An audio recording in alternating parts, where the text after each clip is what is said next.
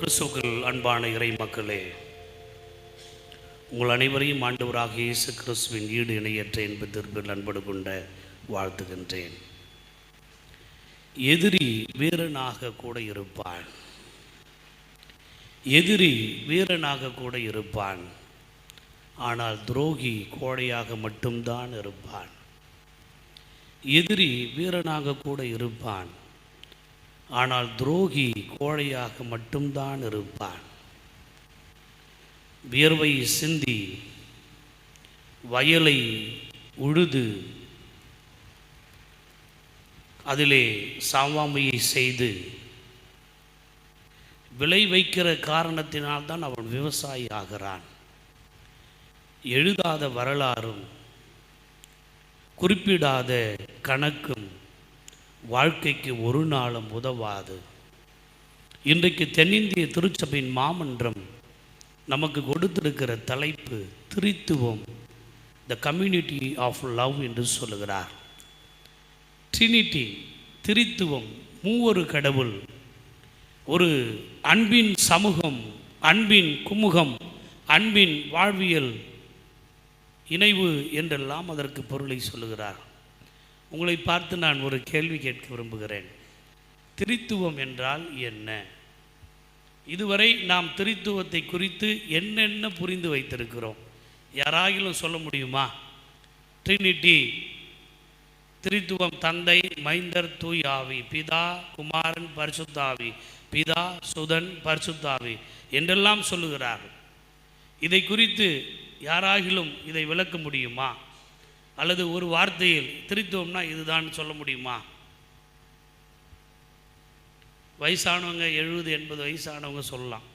ஏன்னா நீங்கள் தான் 3 வருஷத்துக்கு ஒரு முறை கட்டாயம் இந்த அருளுரையை கேட்டிருப்பீர்கள். மூவரு கடவுள், சரி, அதுக்கு என்ன, அதை எப்படி விளக்கலாம், எப்படி புரிஞ்சிக்கலாம்? ஒரே கடவுள், மூன்று செயல்கள். Very good. ஒரே கடவுள் 3 செயல் வடிவில் இருக்கிறார். சரி, வெரி குட். பிறகு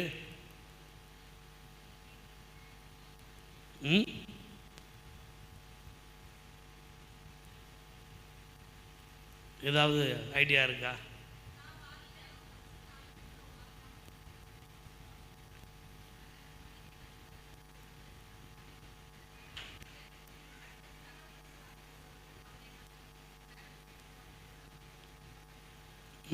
சரி, வெரி குட். ஆண்டி விட்டா ஒரு நல்ல பிரசங்கம் செஞ்சுருப்பாங்க. கொயரில் இருக்கிறவங்க யாராவது ட்ரினிட்டி, வேற யாராகிலும் ட்ரினிட்டி, திரித்துவத்தை குறித்து திருமறையில் இருக்கிற ஒரு கருகலான, புரிந்து கொள்ள முடியாத, புரிந்து கொள்ள இயலாத ஒன்றுதான் இந்த திரித்துவம். ட்ரினிட்டி என்கின்ற வார்த்தை தொடக்க நூல் தொடங்கி வெளிப்படுத்தின விசேஷம் வரையிலும் ஒரு இடத்தில் கூட திரித்துவம் என்கின்ற ஒரு சொல் வரவே இல்லை. தந்தை, மைந்தர், தூய ஆவி என்கின்ற ஆசீர்வாதம் வருகிறது. ஆனால் ட்ரினிட்டி, திரித்துவம் என்கின்ற அந்த ஒற்றை சொல் திருமறையில் இல்லை. எனவே அந்த திருமறை இல்லை என்பதற்காக வேற்று சமயத்தில் இருந்தால் ஒருவன் படைத்தான், ஒருவன் காத்தான், ஒருவன் அழித்தான் என்று செயலுக்கும் 3 கடவுளை பெயரை சொல்லிட்டு 3 பெயர்களை சொல்லி ஆளுமையை சொல்லி முடித்து விடலாம். ஒரு மனம் இருக்கிறது. இந்த ஒரு மனதிலே நினைவாற்றல் என்று ஒன்று இருக்கிறது. இந்த ஒரு மனதிலே அறிவு என்ற ஒன்று இருக்கிறது. இந்த ஒரு மனதிலே செயலாற்றல் என்று ஒன்று இருக்கிறது. நினைவாற்றல், அறிவாற்றல், செயலாற்றல், இந்த 3ம் மனம் என்ற ஒன்றில் இருக்கிறது. இந்த மனம் என்ற ஒன்றில் இருப்பதினால் 3 மனம் இல்லை. இது 3ஆக இருப்பதினால் 3 என்று சொல்லுவதற்கில்லை. இந்த 3ம் ஒன்றிலே இருக்கிறது என்று சொன்னால் ஒன்றிலே 3 இருப்பதற்கு வாய்ப்பு இல்லை என்றும் சொல்ல முடியாது. இதை கத்தோலிக்க திருச்சபை தமத்திரித்துவம் என்று சொல்லுகிறார்கள். ஆனால் இன்று வரையிலும் கடவுளையே அறிந்து கொள்ள முடியாத மனிதர்கள் தான் இந்த உலகத்தில் நீங்களும் நானும் இருக்கிறோம். கடவுளை ஏன் அறிந்து கொள்ள முடியாது? ஏன் கடவுளை நீங்களும் நானும் புரிந்து கொள்ள முடியாது? கடவுளை புரிந்து கொள்ளுகின்ற அந்த அறிவும் அந்த ஆற்றலும் மனிதனுக்கு இல்லை. ஒரு எலியும் யானையும் இருந்தது. எலி யானை நீரிலே குளித்துவிட்டு எலி கரைக்கு வந்து யானையை பார்த்து கரையேறி வா என்று சொன்னதாம். யானைக்கு ஒன்றும் புரியவில்லையா. என்னை போய் நீ கரையேறி வர சொல்லுகிறாயே, எதற்காக என்று இல்லை, உடனடியாக கரையேறி வா என்று எலி யானையை பார்த்து மிரட்டியதாம். யானைக்கு ஒன்றும் புரியவில்லை. யானை கரையேறி வந்ததாம். அப்பொழுது எலி சொன்னதாம், என்னுடைய ஜட்டியை நான் கரையில் வச்சுருந்தேன், காணா, நீ தான் எடுத்து போட்டுன்னு போயிட்டோ என்று உன்னை நான் கரையேறி வர சொன்னேன். இல்லை நீ போடல, நீ திரும்பி உள்ளே போய் குழி என்று யானையை சொல்லிச்சான். யானை எவ்வளவு பலம் நிறைந்தது, எலி எவ்வளவு சிறியது. எலி யானையை பார்த்து வான்னு சொன்னுச்சுன்னா நம்புகிறோம்ல. அப்போ எலி யானையை பார்த்து சொல்லுகிறது என்று சொல்லுவதையே நம்பக்கூடிய மனம் நமக்கு இருக்கிறது என்று சொன்னால், இந்த குறைவான அறிவை வைத்துக்கொண்டு அளவிட முடியாத ஆற்றல் நிறைந்த எல்லையற்ற ஒரு கடவுளை அறிந்து கொள்கின்ற ஒரு நிலை இருக்கிறதே, அது மனித மூளையால், முயற்சியால், அறிவால் ஒரு நாளும் இயலாத ஒன்று.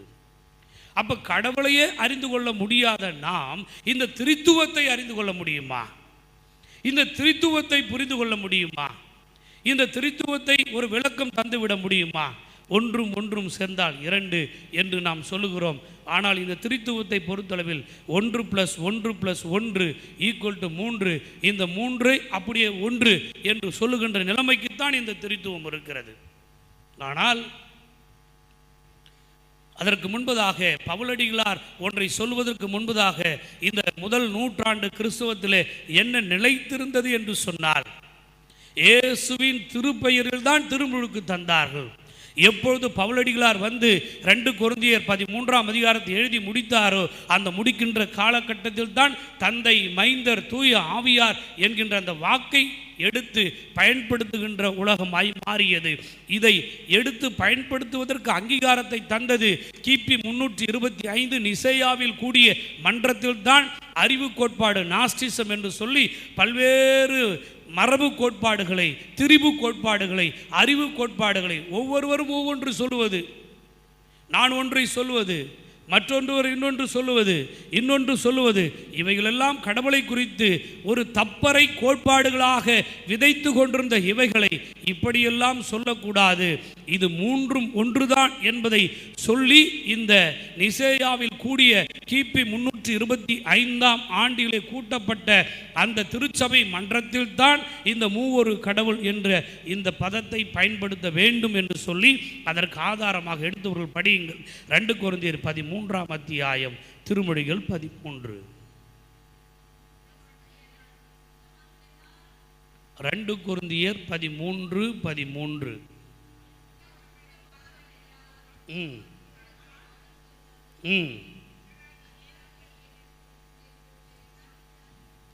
கர்த்தராக இயேசு கிறிஸ்துனுடைய கிருபையும் கடவுளுடைய அன்பும் பரிசுத்த ஆவியானுடைய ஐக்கியமும் உங்களுக்கு அனைவரோடும் கூட இருப்பதாக என்று சொல்லி தந்தை, மைந்தர், தூய ஆவியை ஒற்றை புள்ளியில் முதல் நூற்றாண்டில் இருந்த இந்த பவுலடிகளாரை எழுதி வைத்தார். ஆனால் இதை புரிந்து கொள்வதற்கு 325ஆவது ஆண்டு வருகின்ற வரையிலும் மனித மூளைக்கு, திருச்சபை தலைவர்களுக்கு இதை குறித்து ஒரு தெளிவான புரிதல் இல்லாமல் ஒவ்வொருவரும் ஒரு கோட்பாடுகளை சொல்லிக்கொண்டே வந்தார். அந்த நிசேயா மன்றத்தில் தான் 3 தன்மைகளும் ஒன்றுதான் என்பதை சொன்னார். ஏன் இப்படி சொன்னார்கள்? இன்றைக்கு நீண்ட நேரம் அருளுரை ஆட்டப் போவதில் ஏன் இதை சொன்னார்கள்? கடவுள் இந்த உலகத்தில் மனிதனை படைத்தார். அவர் தந்தையாம் கடவுள். அந்த மனிதன் பாவம் செய்து வீழ்ந்து போனான். அந்த கடவுள் மனிதனை படைத்த பொழுது, படைத்து அவன் பாவம் செய்த பொழுது அவர் நீதியின் கடவுளாய் இருந்தார். அந்த தண்டனைக்கு, அந்த தவறுக்கு நீதி எதுவென்று சொன்னால் அவனை தண்டிக்க வேண்டும். அந்த தண்டனை எது? வாழ்வின் தோட்டத்திலிருந்து அவன் வெளியே அனுப்புவது. ஆக வாழ்வின் தோட்டத்திலிருந்து வெளியே அனுப்பின மனிதன் வாழ்வை இழந்தவனாக இருந்தான். இப்பொழுது அதே தந்தைக்குள்ளாக அன்பு இருக்கிறது, கடவுளுக்குள்ளாக அருள் இருக்கிறது, கடவுளுக்குள்ளாக ஆற்றல் இருக்கிறது. அவர் நீதியின் கடவுள்தான். அந்த நீதியின்படி மனிதனை தண்டித்து விட்டார். அவர் உள்ளத்தில் அன்பு இருக்கிற காரணத்தினால், அருள் இருக்கிற காரணத்தினால், பாசம் இருக்கிற காரணத்தினால் தண்டித்த அவர் தன் பிள்ளையை அப்படியே விட்டுவிட வேண்டும் என்று நினைக்காமல் அவருடைய ஏக புதல்வனாக இயேசு கிறிஸ்துவை இந்த உலகத்திற்கு அருளின் வடிவமாக அனுப்புகிறார். இப்பொழுது இயேசு கிறிஸ்து மைந்தராக பிறந்து தன் உயிரை தந்து தன்னுடைய கடவுளின் நீதி மனிதனை தண்டித்தது. அவருடைய அன்பு அவனை மீட்டது. இயேசு கிறிஸ்து அன்பாக வந்தார். அப்படி அன்பாக வந்த காரணத்தினால் அவரே இந்த உலகத்திற்கு மனிதனாக வந்து மனிதனை மீட்கிறார். இந்த மனிதன் தொடர்ந்து வாழ்வதற்கு, அவரை தேற்றுவதற்கு, அவனை ஆற்றுவதற்கு ஒரு தேற்றரவாளன் வேண்டும். எனவே நான் போகிறேன், வேறொரு தேற்றரவாளன் உனக்கு அருளப்படுவார், அனுப்பப்படுவார். இதை நீங்களும் நானும் எப்படி புரிந்து கொள்ள வேண்டும் என்று சொன்னால், இயேசு கிறிஸ்து எல்லாரும் ஞானஸ்நானம் எடுத்தார்கள். ஞானஸ்நானம் எதிலே இருந்து மனமாறி ஞானஸ்நானம் எடுக்க வேண்டும்? எதிலே இருந்து? பாவத்திலிருந்து மனமாறி திருமுழுக்கு எடுக்க வேண்டும். இயேசு கிறிஸ்து பாவம் செய்தவரா? அவரிடத்தில் பாவம் இருக்கிறதா? அவர் பாவியா? குற்றம் இருக்கிறதா? குறைகள் இருக்கிறதா? அவர் மீது ஏதாகிலும் பழி சுமத்துவதற்கு வாய்ப்பு இருக்கிறதா? அப்ப குற்றமே இல்லாதவர் எதற்கு அங்கே திருமுழுக்கு எடுத்தார்? அந்த இடத்தில் மீண்டுமாக தூய ஆவியை, மூவொரு கடவுளின் தன்மையை இறக்குகின்ற நிலையை நாம் பார்க்கிறோம். இவர் தண்ணீரில் இறங்குகிறார், வானம் திறக்கப்படுகிறது, அங்கே இருந்து கடவுளின் சத்தம் கேட்கிறது, தூய ஆவி புறாவை போல் இறங்குகிறது. மண்ணுலகில் இயேசுபிரான் வாழ்ந்த பொழுது தந்தை, மைந்தர், தூய ஆவியை இணைக்கின்ற ஒரே புள்ளி எது தெரியுமா? அதுதான் இயேசு கிறிஸ்து திருமுழுக்கு எடுத்த அந்த நிகழ்வு. தந்தை, மைந்தர், தூய ஆவியாரை இணைத்து காட்டுகின்ற ஓர் இடம் இயேசு கிறிஸ்து திருமுழுக்கு எடுத்த அந்த இடம். ஆக தந்தையையும் மைந்தனையும் தூய ஆவியையும் புரிந்து கொள்வதற்கு எல்லைக்கு உட்பட்ட இந்த அறிவால் முடியாது. ஆனால் இறைவன் அவரே மனிதனை படைத்தார். மனிதன் வீழ்ச்சியுறுகிறான். படைத்த பொழுது அவர் தந்தை, மீட்கின்ற பொழுது அவர்கள் உலகத்தில் கடவுளுக்கு எல்லோரும் பிள்ளைகள். எனவே அவர் பிள்ளையாம், அவர் மகனாம். இயேசு கிறிஸ்துவை யோவான் 3ஆம் அதிகாரம் 16ஆம் வாக்கியத்தின்படி இந்த உலகத்திற்கு அனுப்பி அவரை மீட்கிறார். அப்படி மீட்ட பிறகு மனிதனை தொடர்ந்து வழிநடத்துவதற்கு தூய ஆவியாரை வாக்களித்து விட்டு போகிறார். அந்த தூய ஆவியார் துணையாக வருகிறார். தந்தை, மைந்தர், தூய ஆவியார் உங்களையும் என்னையும் விட்டு ஒரு நாளும் பிரிந்து போவது இல்லை. அவர் எப்பொழுதும் திருமுழுக்கின் பொழுதும், வாழ்வின் பொழுதும், வழியின் பொழுதும் நம்மோடு கூட இருந்து கொண்டே இருக்கிறார் என்பதை நாம் ஏற்றாகத்தான் வேண்டும். மூவொரு கடவுள் நம்மை விட்டு ஒரு நாளும் விலகி செல்கின்ற கடவுள் அல்ல. இன்றைக்கு படிக்க கேட்ட திருப்பாடல் 97 1 12 வரை த அன்ஃபுல்ஃபில்மெண்ட் என்று சொல்கிறார்கள். நிறைவேற்றப்படாத இறைவாக்கு, அது இயேசு கிறிஸ்துவில் இறைவாக்கு நிறைவேற்றப்பட்டது. அந்த வாக்கு எதற்காக சொல்லப்பட்டது என்று சொன்னால், கடவுள் இந்த மனுக்குலத்தை மீட்பதற்காக எத்துணை அன்பு நிறைந்தவராக இருந்தார், அவர்கள் மீது அன்பு வைத்து எப்படி தன் வாழ்வை அவர்களுக்கு கையளித்தார் என்று சொல்லுவதற்காக சொல்லப்பட்டது. எனவே நீங்கள் இக்காலத்தில் அல்ல, முக்காலத்தில் அல்ல, எக்காலத்தில் இருந்தாலும் மூவொரு கடவுள் நம்மோடு கூட இருப்பார், நம்மை காப்பார், நம்மை வழிநடத்துவார், நம்மை கைவிட மாட்டார். நம்மோடு கூட கடவுளுடைய பிரசன்னம் இருக்கும். ஆண்டவருடைய இந்த 3 அதரிசனமான நிலை எப்பொழுது நம்மில் நிறைந்திருக்கும். நாம் பசுமாட்டை பார்க்கிறோம், அது பச்சை புல்லை சாப்பிடுகிறது. ஆனால் என்ன நிறத்தில் பாலை தருகிறது? அது எப்படி மாறுகிறது என்று நாம் சொல்ல முடியுமா? சொல்ல முடியாது. மின்விசிறி சுத்துகிறது, இதற்கு மின்சாரம் தேவை. மின்சாரத்தை பார்த்திருக்கிறோமா? நாம் சுவாசிப்பதற்கு காற்று தேவை, காற்றை பார்த்திருக்கிறோமா? தண்ணீருக்கு நிறம் இருக்கிறதா? காற்றிற்கு நிறம் இருக்கிறதா? கடவுளுக்கு நிறம் இருக்கிறதா? ஆக எங்கும் நிறைந்திருக்கிற இறைவன் நம்மிலும் நிறைந்திருக்கிறார். அவர் எப்படி நிறைந்திருக்கிறார்? மூவொரு கடவுளாய் நிறைந்திருக்கிறார். நாம் சுவாசிக்கிற காற்று, நாம் சுவாசிக்கிறோம், உயிர் வாழ்கிறோம் என்பது நமக்கு தெரியும். ஆனால் அந்த காற்றை கண்டதும் இல்லை, அந்த காற்றை நாம் எப்படி என்று அடையாளம் கண்டுகொண்டதும் இல்லை. ஆனால் சுவாசிக்கிற காற்றையே காண முடியவில்லை. சுத்துகின்ற இந்த மின்விசிறிக்கு ஆதாரமாக இருக்கின்ற மின்சாரத்தையே நம்மால் உணர்ந்து கொள்ள முடியவில்லை.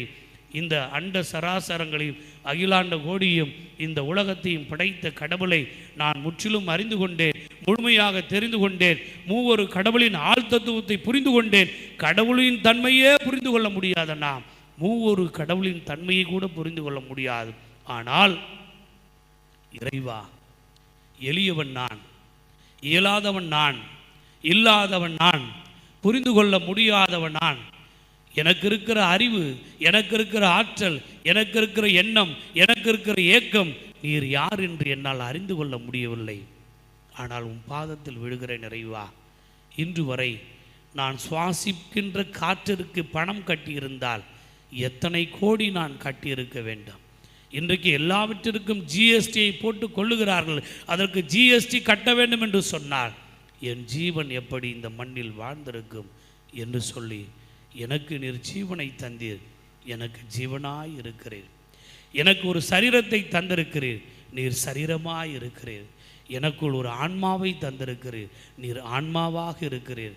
அந்த ஜீவன் கடவுள், அந்த சரீரம் கிறிஸ்து, அந்த ஆன்மா தூய ஆவி. ஒரு மனிதனுக்குள்ளாகவே இந்த மூன்று நிலை, ஒரு மனதிற்குள்ளாகவே இந்த மூன்று நிலை இருக்கிறது. அது என்ன? நினைவாற்றல், அறிவாற்றல், செயலாற்றல். இப்படித்தான் இறைவன் இந்த உலகத்தில் மூவொரு கடவுளாக நிறைந்திருக்கிறார். இந்த மூவொரு கடவுளை மனித அறிவு கொண்டு அளவிட்டு பார்த்து அறிந்து கொள்ள முடியாது. இறைவா, மனித அறிவை கொண்டு நாங்கள் அளவிட்டு பார்த்து அறிந்து கொள்ள முடியாதது உண்மைதான். ஆனால் உம்மை நோக்கி பார்க்கிறேன். எனக்கு நீர் மூவொரு கடவுளாய் எக்காலமும் இருந்து துணையாய் இருந்து உம் அருளைத்தா, அன்பைத்தா, ஆற்றலைத்தா, ஒற்றுமையைத்தா. உம்மை அறிந்து கொண்டால் அது அன்பின் சமூகம், உம்மல் அறியாமல் இருந்தால் அது அன்பின் சமூகம் இல்லை. நாம் பிரிந்திருப்பதை இறைவன் விரும்பவில்லை, நாம் இணைந்திருப்பதை இறைவன் விரும்புகிறார். எப்படி? மூன்று ஆழ்தத்துவங்கள் ஒன்றாய் இணைந்திருக்கிறது.